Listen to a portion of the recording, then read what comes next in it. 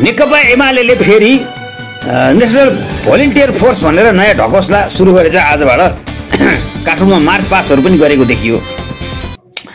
हेर्नुहोस्, एमाले भित्र छ नि युवा बुढा बुढी जो छन् नि त्यो एमालेहरू तिनै छन्, तिनै हुन्।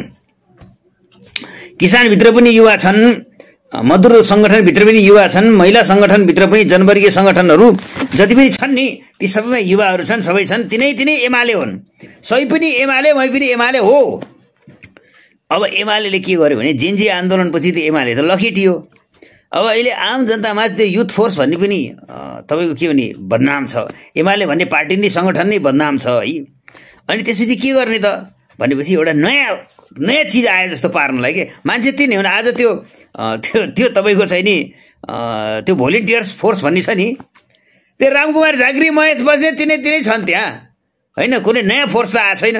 तिनै सही पनि एमाले, मै पनि एमालेहरू फेरि यो नयाँ नाम गरेर आएका के यिनीहरू। आफ्नो व्यवहार चेन्ज गरेका छैनन्, आफ्नो अहंकार चेन्ज गरेका छैनन्, आफ्नो दम्म परिवर्तन गरेका छैनन्, आफ्नो सोच परिवर्तन गरेका छैनन्।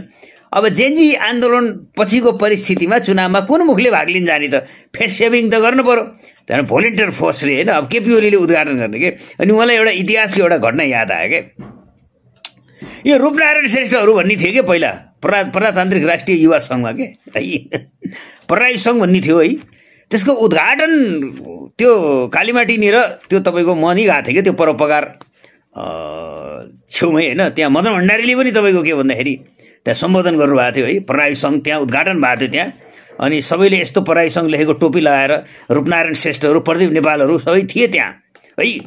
यो बैगुनी केटो त पछि आएको। बैगुनी केटोलाई मैले त्यही देखिनँ, त्यो योगेश भट्टराई भन्नेलाई है। राजन भट्टराईलाई मैले देखाएको थिएँ त्यति बेला प्रराई सङ्घमा है। जोस् त्यो प्रराई सङ्घको अलिकति तपाईँको हर्ताकर्ता रूपनारायण श्रेष्ठ हो। अनि पछि त्यो रूपनारायण श्रेष्ठको पनि के अब बुझियो पाटनका घटनाहरू आए है। अनि त्यसपछि त्यो प्रराई सङ्घ पनि त्यति उ भएन क्या। अनि त्यसपछि केपी ओलीले नयाँ फन्डा ल्यायो क्या, युथ फोर्स भनेर होइन। अनि युथ फोर्स भनेर अरू के गर्ने भन्दा एकदम के किन हो भने त्यही एमालेका हिजो जो थियो नि त्यही युवा जति एमालेका युथ फोर्स भनेर।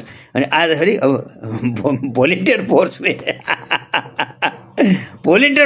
होइन, अनि युथ भोलिन्टियर फोर्सले होइन। अनि अब त्यहाँ चाहिँ को छ भन्दाखेरि ओरको सिनको पर नसार्ने, पिर्के सलामी खाने रामकुमारी झाँक्रीहरू, महेश बस्नेतहरू छन् है। तिनले आजसम्म राजनीतिलाई कहिले पनि समाज सेवा बनाएनन्। एमालेको अहिले केन्द्रीय समितिमा भएका धेरै छ नेताहरूको काठमाडौँमा आलिसान महल छ।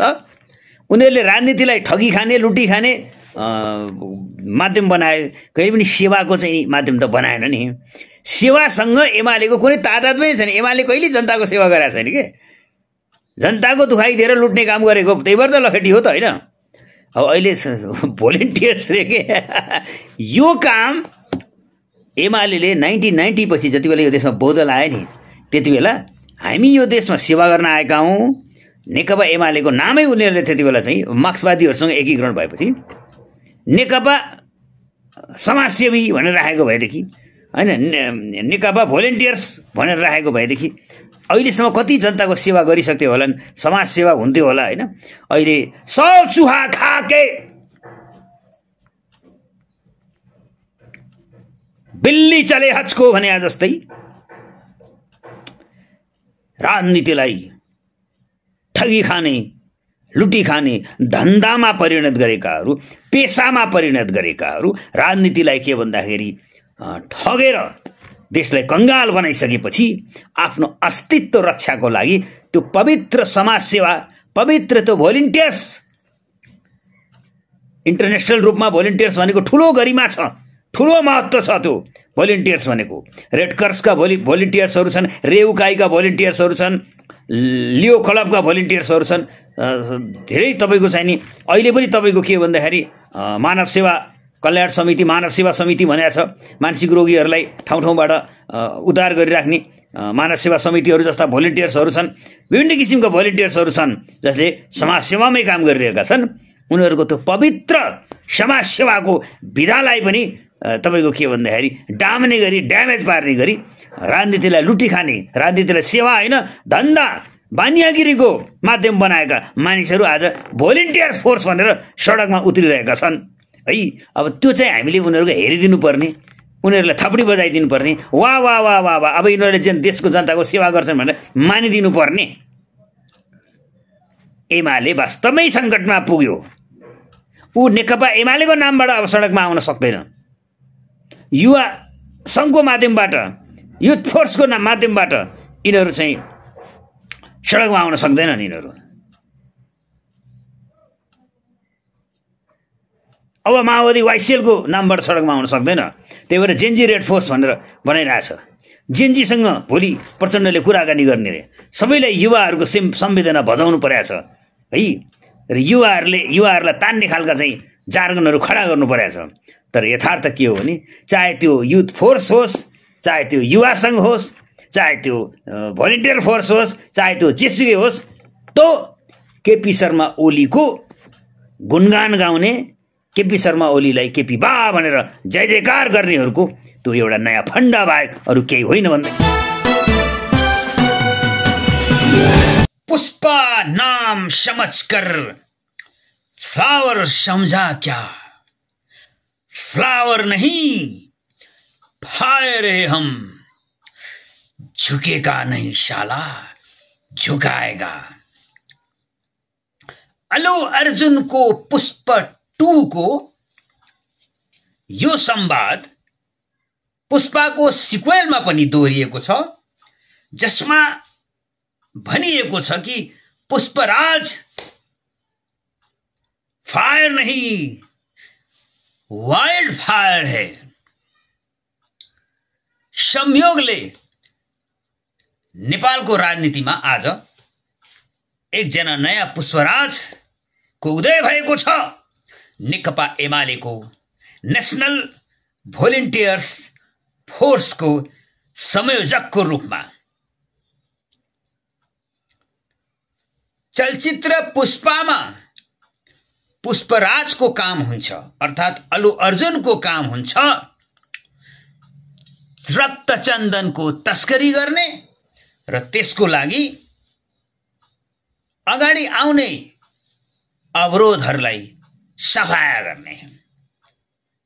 सिनेमामा देखाइएको छ कि पुलिसलाई चकमा दिनेदेखि लिएर आफ्ना विरोधीहरूलाई कत्लेआम पारेर खोलामा झुन्ड्याइदिने, रुखमा झुन्ड्याइदिने, मारिदिने, फाल्दिने, जोस हिंसाको एउटा साहसी प्रतिमूर्ति र तिक्रमबाज र आफ्नो हटमा टिकिरहने, नझुक्ने एक खालको सन्की क्यारेक्टरको रूपमा अल्लू अर्जुनलाई पुष्पाका दुवै सिक्वेलहरूमा देखाइएको छ र त्यो सिनेमामा पनि अल्लू अर्जुनको नाम हुन्छ पुष्पराज।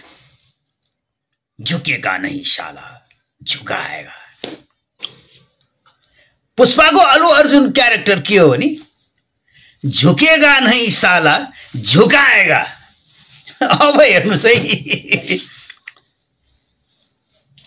एमालेले जेन्जी आन्दोलनलाई कोही को गनिरहेको छैन। केपी शर्मा ओलीले भने यो त हाउ हो, फासफुस हो।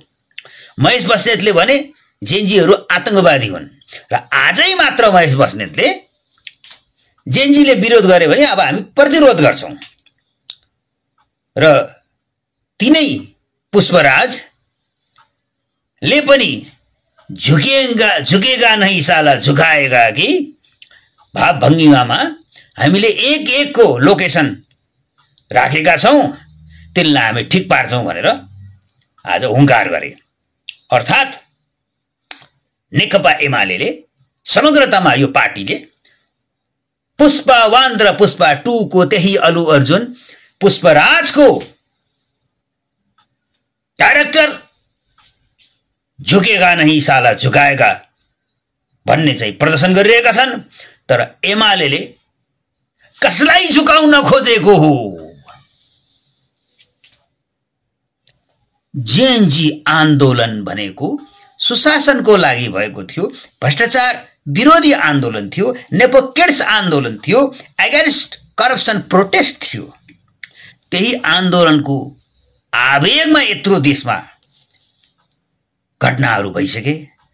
त्यो जेएनजी फोर्सको त्यो संवेदनालाई नजिकबाट रियलाइजेसन गरेर उनीहरुप्रति समर्पित, उनीहरुको शक्तिप्रति समर्पित हुने, अर्थात् जनता जनार्दन प्रति, त्यो पनि आजको आधुनिक युगको नयाँ पुस्ता जनताप्रति समर्पित हुने, तिनीहरूलाई जनार्दन ठान्ने अलिकति पनि समर्पण भाव एमालेमा देखिएको छैन र त्यही केपी ओलीलाई फेरि अगाडि बढाएर, तिनै महेश बस्नेतहरुलाई अगाडि बढाएर ज्यान मार्ने उद्योगका 7-7वटा मुद्दा लागेको, पटक पटक कुटपिट र ज्यान मार्ने उद्योगमा पक्राउ परेको, मुद्दा खेपेको र कुनै बेला माओवादीको वाइसिएलमा समेत संलग्न भएको तिनै पुष्पराजलाई संयोजक बनाएर नेकपा एमाले भन्दैछ अब आगजनी हुन दिइने छैन, तोडफोड हुन दिने छैन, विध्वंस हुन दिने छैन। पुष्पा झुकेगा नहीं साला, झुकाएगा। पुष्पराज फायर नहीं वाइल्ड फायर है। वाइल्ड भन्ने शब्दको अर्थ थाहा होला है हामीलाई, हैन? धेरै नभनौं। यो पुष्प भन्ने शब्दले नेपाली राजनीतिलाई कहिले छोड्ने होला? केटाकेटीमा मैले एउटा सिनेमा हेरेको थिएँ, यो लाल रंग कब मुझे छोडेगा।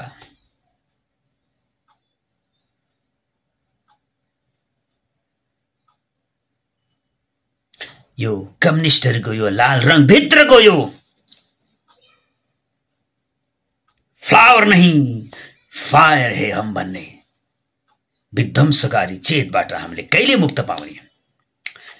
एउटा पुष्पकमलले, एउटा पुष्पले, एउटा पुष्पराजले, एउटा अलु अर्जुनले 10 वर्षसम्म वितण्डता मच्चाएर 17,000 नेपालीहरूलाई समाप्त गर्दा पनि कुनै प्रतिफल प्राप्त गर्न नसकेपछि आज झलनाथ खनाल, माधव नेपाल, वामदेव गौतम र भीम रावलको टाङ मुनि छिरेर कम्युनिस्ट आन्दोलनलाई एकीकृत पारे भन्ने एउटा युरिन वामने स्मुथको न्यानोमा रमाइरहेका छन् एकजना पुष्पराज, अर्का पुष्पराज जेनजी आन्दोलनको भावनालाई खुलेआम च्यालेन्ज दिँदै भनिरहेका छन् अब हामी आयौ, कोही छ आइज। साला पुष्पा झुकेगा नहीं साला, झुकाएगा। पुष्पा नाम समझकर फ्लावर समझा क्या?